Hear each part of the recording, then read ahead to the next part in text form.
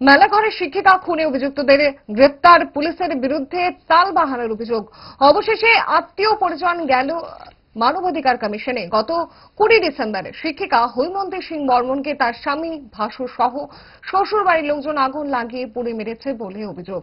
শুক্রবার হৈমন্তীর আত্মীয় স্বজন মানবাধিকার কমিশনে গিয়ে এই অভিযোগ করেন। মৃত হৈমন্তীর দিদি বীণাপানি সিংহ।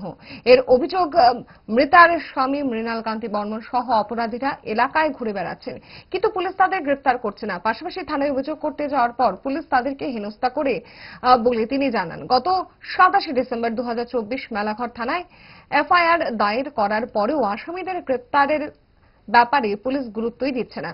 মেলাঘর থানার পুলিশ তাদেরকে হয়রানি করেছিল, তাই তাদের বিরুদ্ধে ব্যবস্থা নেওয়ার দাবি জানান মৃতার দিদি বীণাপানি সিংহ। পুলিশ প্রশাসন, ত্রিপুরা আইন ব্যবস্থা, মানবাধিকার কমিশন সবাই যাতে আমার সাহায্য করে, ছোট্ট ছোট্ট বাচ্চারা যাতে আইন পায়, আমরা পরিবারের থেকে যাতে সবাই আইন পায়। ওকে নির্মমভাবে হত্যা করছে ওর হাজব্যান্ড আর শ্বশুরবাড়ির লোক মিললা। আমরা পুলিশের থেকে কোনো সহায়তা পাইতেছি না। আমরা নিরুপায় আজকে মানবাধিকার কমিশনের কাছে আইছি। আমি ত্রিপুরার বিচার ব্যবস্থার কাছে, ত্রিপুরার মুখ্যমন্ত্রীর কাছে, ত্রিপুরার জনগণের কাছে আর ত্রিপুরার সব মানুষের কাছে আমার বোনের বিচার চাই।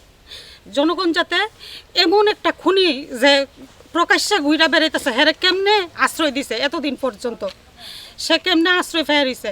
আর মেলাঘর থানার পুলিশ আমরা লোকে খুব খারাপ ব্যবহার করে। আমার বোনের মেয়ের সঙ্গে একটা ওমেন একটা পুলিশের চাকরি করে, তাই না 2 দিন খারাপ ব্যবহার করছে, অনেক দিন করছে। 2 সপ্তাহের ফুড হ্যাবিটে নয়, ভেজালে সেই মায়ের আমল থেকেই তারা 5 দশক ধরে গ্যাস, অম্বল ও পেটের সমস্যা একমাত্র সমাধান গ্যাস নল।